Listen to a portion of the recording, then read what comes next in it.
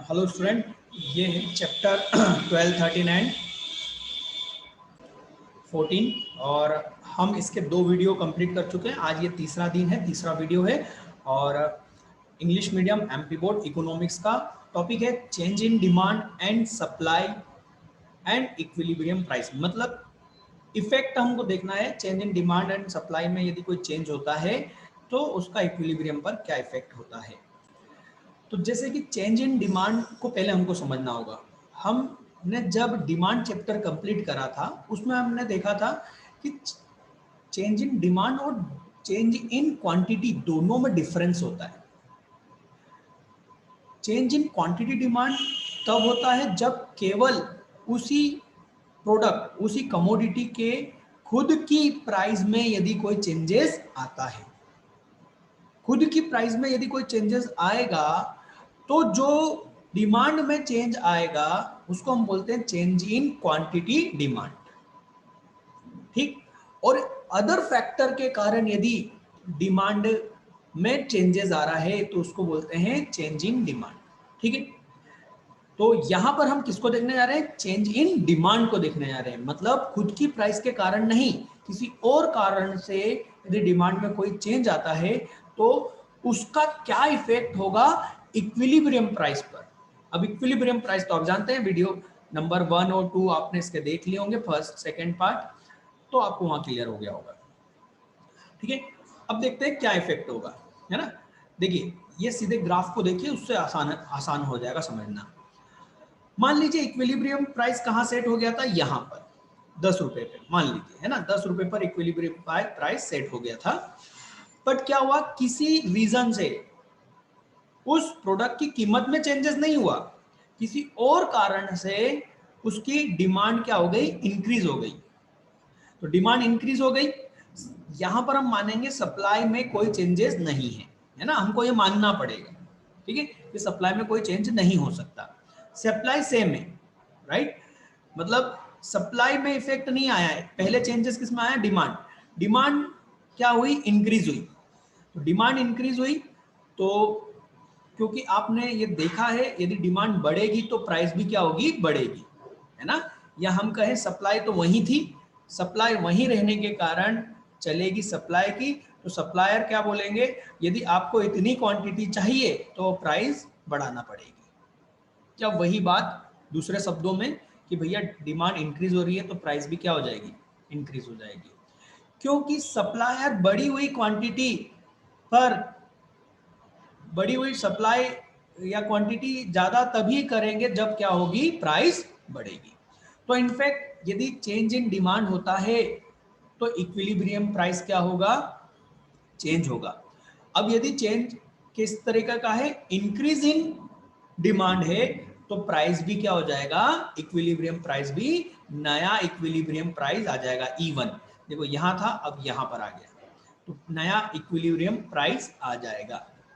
Quantity भी बदल जाएगी और प्राइस भी बदल जाएगी। ठीक है, चलिए इसको रीड करके देख लेते हैं। सप्लाई कर्व रिमेनिंग अनचेंज, मतलब सप्लाई कर्व में कोई चेंज नहीं है। ठीक। If there is increase in demand, changes किस में आया? डिमांड में। Demand curve and equilibrium point will shift to the right, ये राइट की तरफ शिफ्ट हो गए। क्या? डिमांड D1 और इक्विलिब्रियम प्राइस, है ना, इक्विलिब्रियम पॉइंट क्या हुआ है? राइट की तरफ शिफ्ट हो गए। As a result equilibrium quantity and equilibrium price both will increase, दोनों क्या हो जाएंगे? क्वांटिटी भी बढ़ जाएगी और प्राइस भी बढ़ जाएगी। देखो इसको समझना भी जरूरी है और याद करना भी जरूरी है। समझना इसलिए जरूरी है, एमसीक्यूज आराम से बनता है इसमें से। वो पूछ सकते हैं कि equilibrium change in increase in demand का, इंक्रीज इन डिमांड का इक्विलिब्रियम प्राइस पर क्या इफेक्ट पड़ेगा? तो हम बोलेंगे इक्विलिब्रियम प्राइस इंक्रीज हो जाएगा।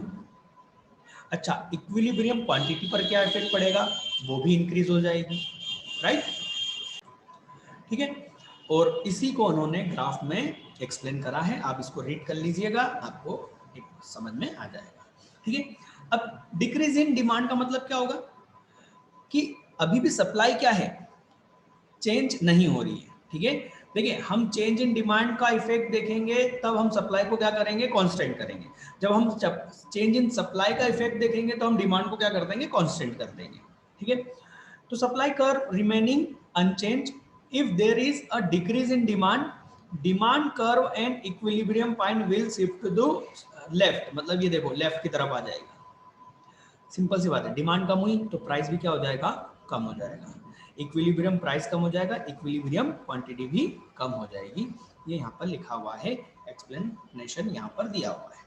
ठीक है बेटा, अब हम देखते हैं कि चेंज इन सप्लाई का क्या इफेक्ट होगा इक्विलिब्रियम प्राइस में। अब देखो हम चेंज इन सप्लाई का इफेक्ट देखने जा रहे हैं, तो यहाँ पर भी सेम कॉन्सेप्ट है कि उसकी खुद की प्राइस नहीं बदल रही है, किसी और कारणों से सप्लाई इंक्रीज हो रही है। प्राइस बढ़ने के कारण सप्लाई इंक्रीज नहीं हो रही है, प्राइस बढ़ने के कारण नहीं हो रही, किसी और कारण से सप्लाई की क्वांटिटी क्या हो रही है, बढ़ रही है, सप्लाई चेंज हो रही है। सेम डिमांड वाला कॉन्सेप्ट। तो जब हम सप्लाई में चेंजेस देखेंगे तो हम डिमांड को क्या मान लेते हैं, कांस्टेंट, कि भैया डिमांड में कोई चेंज नहीं आया, किस में आया, सप्लाई में चेंजेस आया है। ठीक है, चलिए देखते हैं इसको। यदि इंक्रीज होती है सप्लाई तो क्या होगा, अब खुद सोचिए। ये देखिए, ये इक्विलिब्रियम प्राइस था, है ना, इक्विलिब्रियम प्राइस था और ये इक्विलिब्रियम क्वांटिटी थी। सप्लाई बढ़ गई, सप्लाई बढ़ गई, ये क्वांटिटी से ये क्वांटिटी हो गई, तो सप्लाई बढ़ गई तो सप्लाई कमजोर हो जाएगी ना बेटा, क्योंकि डिमांड क्या है, कम है, और डिमांड कम है तो डिमांड क्या करेगा, प्राइस को गिराएगा, क्योंकि डिमांड कम है, राइट। सप्लाई इंक्रीज हो रही है, डिमांड के मुकाबले सप्लाई ज्यादा है, इसलिए प्राइस क्या होगा, कम होगा। बस इतनी सी बात है। और इसका उल्टा क्या हो जाएगा, decrease in supply. Decrease in supply का मतलब क्या होगा कि सप्लाई कम हो जाएगी। अब सप्लाई कम हो गई और डिमांड ज्यादा है, तो डिमांड ज्यादा होने के कारण क्या होता है, प्राइस इंक्रीज होता है ना। बस आपको हमेशा कंपेयर करके ये रखना है कि कौन ज्यादा है, डिमांड, या तो एक शॉर्टकट याद कर सकते हो, हमेशा कंपेयर करो कौन ज्यादा है। यदि डिमांड ज्यादा है तो प्राइस बढ़ेगी, और डिमांड कम है तो प्राइस कम होगी। देखो इस केस में सप्लाई ज्यादा है मतलब डिमांड कम है, इसलिए प्राइस गिर रही है। इस केस में भी देखो, डिमांड ज्यादा है तो प्राइस बढ़ रही है, डिमांड कम है तो प्राइस कम हो रही है, राइट। तो डिमांड का एक सिंपल सा शॉर्टकट आप लिख लो कि डिमांड यदि ज्यादा है तो बढ़ेगा, डिमांड यदि कम है तो गिरेगा। कंपेयर करके देखना पड़ेगा, है ना, सप्लाई को कंपेयर करके देखना पड़ेगा। शॉर्टकट में भी थोड़ा सा ध्यान से शॉर्टकट को यूज किया जाता है, हमेशा नहीं। उसमें कंडीशन है कि हमको सप्लाई से हमेशा कंपेयर करना है। ठीक है, तो आप यहाँ देखेंगे इंक्रीज इन सप्लाई, तो इंक्रीज इन सप्लाई में आपको यहाँ पर यही कुछ लिखा हुआ मिलेगा। Demand curve remaining unchanged if there is increase in supply, supply curve and equilibrium point will shift rightward. As a result, equilibrium price will decrease, but equilibrium quantity will increase. हाँ, ये यहाँ काम की बात थी कि भाई प्राइस तो डिक्रीज हो जाएगा पर क्वांटिटी क्या हो जाएगी, इंक्रीज हो जाएगी। यहाँ पर क्या था, यहाँ पर था डिमांड, इंक्रीज इन डिमांड में प्राइस भी इंक्रीज होगा और जो क्वांटिटी है वो भी इंक्रीज होगी, इक्विलिब्रियम क्वांटिटी भी इंक्रीज होगी। यहाँ पर प्राइस भी डिक्रीज होगा और इक्विलिब्रियम क्वांटिटी भी डिक्रीज होगी, बट यहाँ थोड़ा सा उल्टा चलेगा, प्राइस डिक्रीज होगी, इक्विलिब्रियम क्वांटिटी इंक्रीज होगी। ठीक है, ये हमारा एप्लीकेशन है बेटा गूगल प्ले स्टोर पर, जहां से आप इस एप्लीकेशन को, हमारी फोकस ट्यूटोरियल की एक पर्सनल एप्लीकेशन है, यूट्यूब के साथ साथ हम इस पर भी वीडियोस रिलीज करते हैं। और ये जो सारे नोट्स हैं आपको इस एप्लीकेशन में फ्री स्टडी मटेरियल में डॉक्यूमेंट सेक्शन में जाकर आपको ये नोट्स मिल जाएंगे। तो आपको यदि ये नोट्स चाहिए जिसमें से मैं पढ़ा रहा हूँ, ये हमारे खुद के नोट्स हैं, आपको वहाँ से मिल जाएंगे। ठीक है, और यदि कुछ क्वेरी है तो आप इस नंबर पर मुझे व्हाट्सअप कर सकते हैं। ठीक है, चलिए, demand in supply, demand curve remaining unchange, decrease in supply, sorry, है ना, demand curve remaining unchange if there is decrease in supply, supply curve and equilibrium point shift leftward. Result क्या होगा, ये देख लो रिजल्ट यहाँ पर, यदि सप्लाई कम होगी तो क्या होगा, प्राइस बढ़ जाएगी क्योंकि डिमांड यहाँ पर बढ़ी हुई हो जाएगी ना सप्लाई कम होने के कारण, और प्राइस भी इंक्रीज होगा और इक्विलिब्रियम क्वांटिटी क्या होगी, कम होगी। ये अपोजिट चलेगा, ठीक है ना, प्राइस इंक्रीज होगा और डिमांड इक्विलिब्रियम क्वांटिटी कम हो जाएगी, ठीक है। अब बेटा आता है 2 नंबर का एक बहुत इंपॉर्टेंट टॉपिक, प्राइस सीलिंग। ठीक, बिल्कुल आएगा ही आएगा ये, क्योंकि ये लास्ट वाला जो चैप्टर है उसमें आता है और उसमें केवल 2-2 नंबर के क्वेश्चन बनते हैं, राइट, और 2-2 नंबर की कोई चीज है तो वो ये ही काम की है, इसलिए इसको समझ लेना और बिल्कुल याद कर लेना। प्राइस सीलिंग, प्राइस सीलिंग का मतलब होता है अपर लिमिट। देखो सीलिंग, छत को हम क्या बोलते हैं, सीलिंग बोलते हैं, और जमीन को हम क्या बोलते हैं, फ्लोर, है ना। यहाँ 2 चीजें, सीलिंग एंड फ्लोर।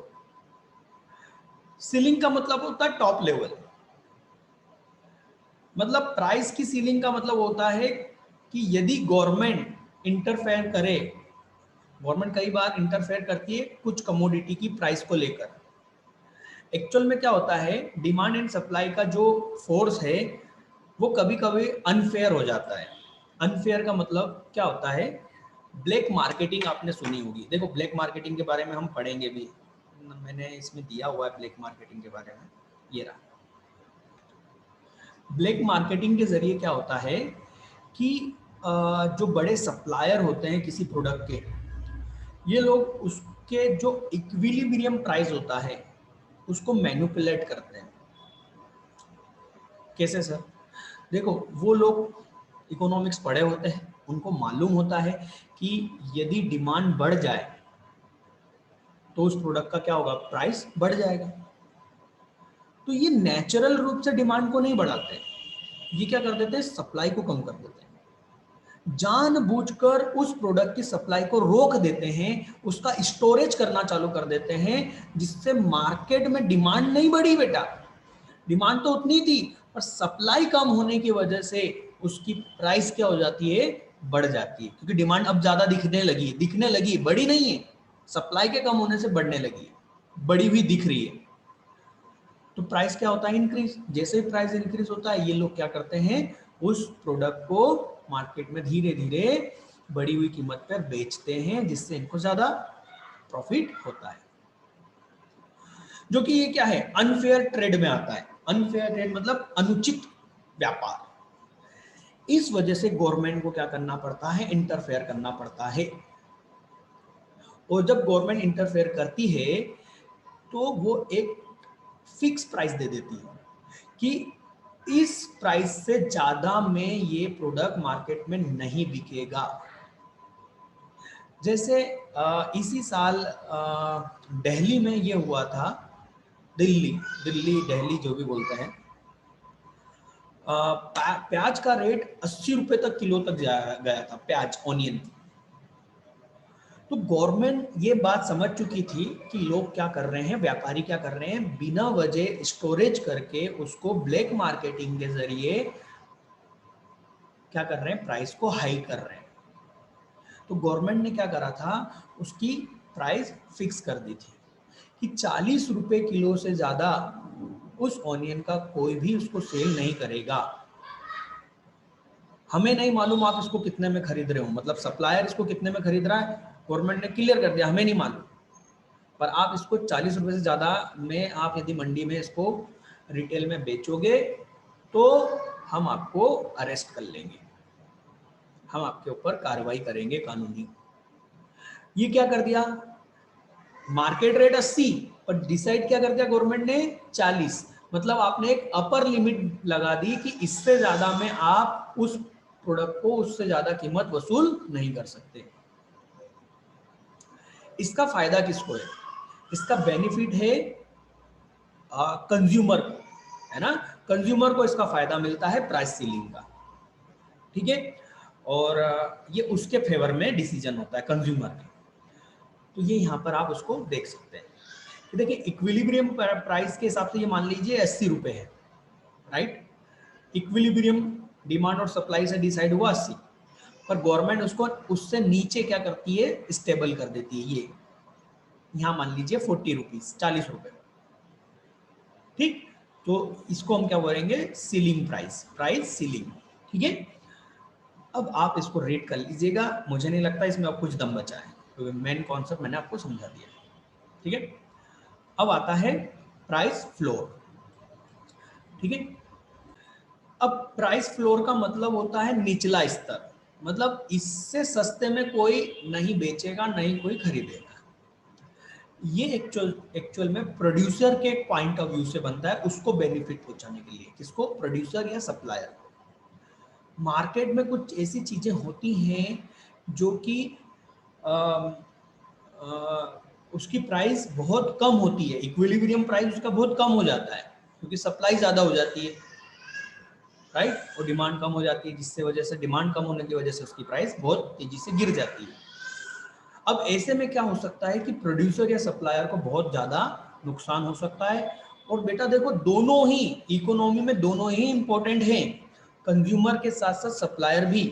आप हमेशा ये नहीं बोल सकते कि हर चीज कंज्यूमर पॉइंट ऑफ व्यू से चले, क्योंकि कंज्यूमर तो हमेशा चीजों को सस्ते से सस्ते में मांगेगा, और वो तो इतना सस्ता भी मांगने के लिए तैयार है जितने में वो प्रोडक्ट बना ही ना हो, वो तो उससे सस्ते में भी लेने के लिए तैयार है, क्योंकि कंज्यूमर अपना फायदा देख रहा है। पर ऐसा नहीं कर सकते हमेशा, क्यों, क्योंकि यदि ऐसा करोगे तो प्रोड्यूसर खत्म हो जाएगा, बिजनेस ही खत्म हो जाएगा, आपके यहाँ आपके देश में प्रोडक्शन ही नहीं होगा। अब जरा सोचो, यदि बिजनेस खत्म हो गए, प्रोड्यूसर्स खत्म हो गए, तो आपको बाहर विदेशों से वो सामान मंगवाना पड़ेगा, और विदेशों से जब आप मंगवाओगे तो वो चीज़ फिर अपनी मनमानी वसूल करेंगे, क्योंकि उनको मालूम है कि आपकी कंट्री में ये चीज़ बनती ही नहीं है या मिलती ही नहीं है। फिर तो आप फंस गए, अब वो महंगा हो जाएगा, है ना। तो हमेशा ऐसा नहीं किया जा सकता कि हम सिर्फ सप्लायर के बारे में सोचें या कंज्यूमर के बारे में, कभी नहीं हो सकता। कोई सी भी गवर्नमेंट ऐसा नहीं कर सकती कि सिर्फ कंज्यूमर को फायदा पहुंचाए या सिर्फ प्रोड्यूसर को फायदा पहुंचाए, ऐसा कभी भी नहीं हो सकता। आप राजनीतिक बयान देखते होंगे, कोई बोलता है कि अरे ये तो अमीर लोगों की सरकार है, ऐसा नहीं है भाई। ना अमीर लोगों की सरकार हो सकती, ना पूरी तरह से गरीब लोगों की सरकार हो सकती है। सरकार को दोनों को बैलेंस बना के रखना पड़ता है। जब कंज्यूमर का नुकसान होता है तो प्राइस सीलिंग लगाई जाती है, और जब प्रोड्यूसर का लॉस होता है तो उसको प्राइस फ्लोरिंग लगाई जाती है। अक्सर एग्रीकल्चर प्रोडक्ट में यही होता है, प्राइस फ्लोर। आपने गेहूं का समर्थन मूल्य सुना होगा, चावल का समर्थन मूल्य सुना होगा, किसी भी कृषि उत्पादों का समर्थन मूल्य सुना होगा, कपास का समर्थन मूल्य या जिसका भी। गवर्नमेंट ऐसी चीजों पर क्या लगाती है, ये जो समर्थन मूल्य है ना बेटा, यही प्राइस फ्लोर है।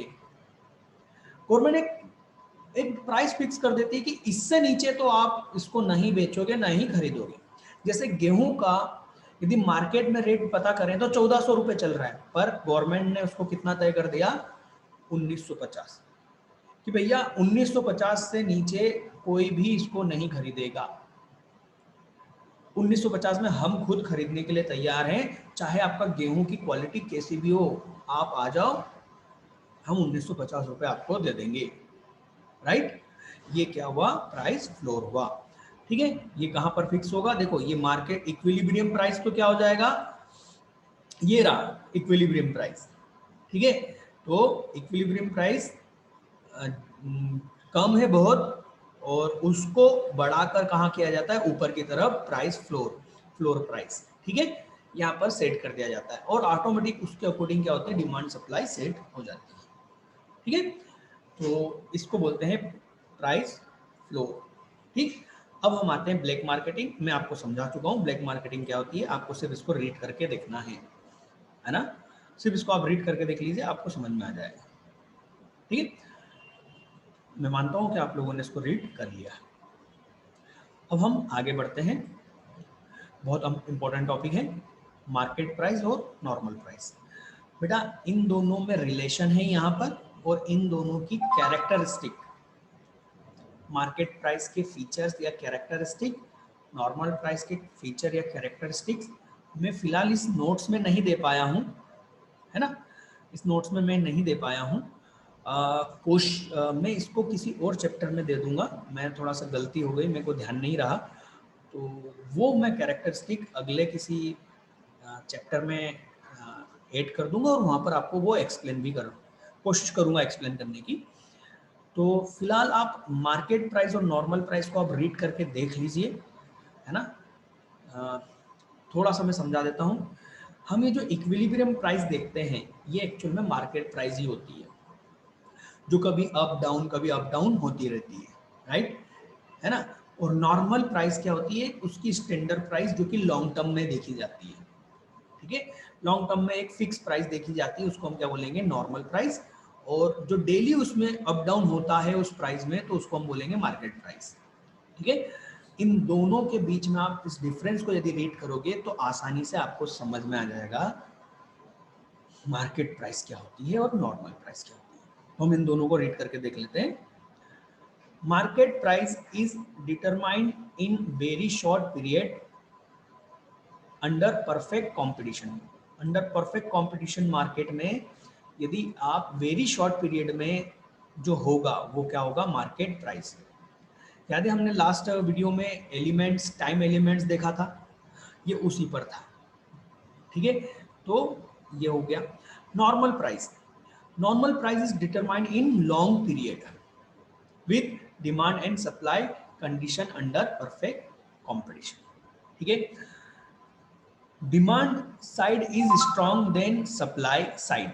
क्यों भैया डिमांड क्यों स्ट्रॉन्ग होगा, क्योंकि हम बात कर रहे हैं pre short, very short period में, और हम समझ चुके हैं वेरी शॉर्ट पीरियड में कौन स्ट्रॉन्ग होगा, डिमांड होता है, इसलिए डिमांड के अकॉर्डिंग प्राइस सेट होती है सब। और नॉर्मल प्राइस में क्या होगा, सप्लाई ज्यादा स्ट्रॉन्ग होगी, क्योंकि लॉन्ग पीरियड की बात कर रहे हैं, और लॉन्ग पीरियड में as per the demand supply change होती है, मतलब जितनी डिमांड होगी उतनी सप्लाई इंक्रीज या डिक्रीज होती है। इसलिए यहाँ पर प्राइस को डिसाइड करने वाला, इस नॉर्मल प्राइस को डिसाइड करने वाला कौन होता है, सप्लायर, राइट, उसकी चलती है। It is determined by the unstable equilibrium. ये क्या होता है, अनस्टेबल होता है, कभी कम कभी ज्यादा, between demand and supply, as a result fluctuation. Fluctuation मतलब ऊपर नीचे, ये मार्केट प्राइस क्या होती है, फ्लक्चुएट होती रहती है, ऊपर नीचे होती रहती है। बट नॉर्मल प्राइस क्या होती है, स्टेबल हो जाती है, right. Producer can earn profit, normal profit, और less profit in market price. क्या होता है, लॉस भी हो सकता है और प्रॉफिट भी हो सकता है, बट यहां पर ये केवल नॉर्मल प्रॉफिट ही अर्न करेगा। Market price is a reality which actually prevails in the market. Prevails का मतलब मार्केट में जो चल रहा है एक्चुअल में वही होती है, जबकि नॉर्मल प्राइस एक मिथ है, एक भ्रम है, एक मिथ्या है। नॉर्मल प्राइस का ऐसा कुछ होता नहीं है, समझ में आ रही बात, नॉर्मल प्राइस कुछ नहीं होता। तो सर फिर ये सब कहां से लिख दिया, ये सिर्फ कल्पना है, ठीक है। Market price is fluctuate phenomena, ये क्या है, एक फ्लैक्चुएल होने वाली चीज है, ये स्टेबल होने वाली चीज है। मेरे ख्याल से आपको समझ में आ गया होगा। इनकी जो कैरेक्टरिस्टिक है, मैंने एक्चुअल में इसलिए नहीं लिखा था, अलग से कैरेक्टरिस्टिक नहीं बनाए थे, क्योंकि मैं मानता हूं कि यदि आपसे मार्केट प्राइस की कैरेक्टरिस्टिक पूछी तो आप इन 6 पॉइंट को एक साथ लिख देना, यही इसके कैरेक्टर हो जाएंगे, फीचर्स हो जाएंगे। नॉर्मल का पूछा तो ये सब एक साथ लिख देना, ये क्या हो जाएंगे, कैरेक्टरिस्टिक हो जाएंगे, राइट। तो बेहतर है आप यही करना। हालांकि मैं इन दोनों के बीच में, इन दोनों के जो कैरेक्टरिस्टिक है वो किसी चैप्टर में आखिरी में मैं दे दूंगा और बता भी दूंगा कि यहाँ पर मैंने दिए हैं, ठीक। तो आप लोगों को समझ में आ गया होगा। अब आपको इसको रीड करना है बस, और ये इसको देखना है, ये इसी हो जाएगा। तो मैं मानता हूं कि हमारा माइक्रो इकोनॉमिक्स कंप्लीट होता है। जी हाँ बच्चों, हमारा माइक्रो इकोनॉमिक्स कंप्लीट हो गया है। अब हम नेक्स्ट क्लास में मैक्रो में मिलेंगे, और ध्यान दें मैक्रो में हम डायरेक्ट मैक्रो का जो फर्स्ट चैप्टर है मींस 15, जैसे 14 के बाद में क्या आएगा 15, तो 15 चैप्टर नहीं देखेंगे, डायरेक्ट हम मनी एंड बैंकिंग वाला चैप्टर देखेंगे। जो मनी एंड बैंकिंग वाला चैप्टर कौन सा आ रहा है मैं चेक कर लेता हूँ। वो नोट्स अभी फिलहाल मेरे कंप्यूटर में नहीं है। करीबन चैप्टर नंबर होगा वो 20 है ना, मनी एंड बैंकिंग, राइट। तो पहले हम वो देखेंगे मनी एंड बैंकिंग 20, 21, 22 वो कंप्लीट करेंगे, फिर धीरे धीरे हम फर्स्ट 15 चैप्टर पे आएंगे, राइट। तो इसमें थोड़ा सा सीक्वेंस में बदल रहा हूँ हमारे समझने के, और मनी एंड बैंकिंग बहुत इंपॉर्टेंट टॉपिक है, इसलिए मैं चाहता हूँ कि पहले वो कंप्लीट करवा दूँ, 16 नंबर का है वो, ठीक है। तो हम सीधे अब मनी एंड बैंकिंग वाले चैप्टर पे आएंगे। चलिए बेटा, तैयारी करते रहिए, एग्जाम बहुत पास में है, समझने के साथ साथ याद भी करते जाइए और याद करने के साथ साथ समझते भी जाइए, क्योंकि एमसीक्यूज आपके समझने पर ही डिपेंड होंगे, ठीक है।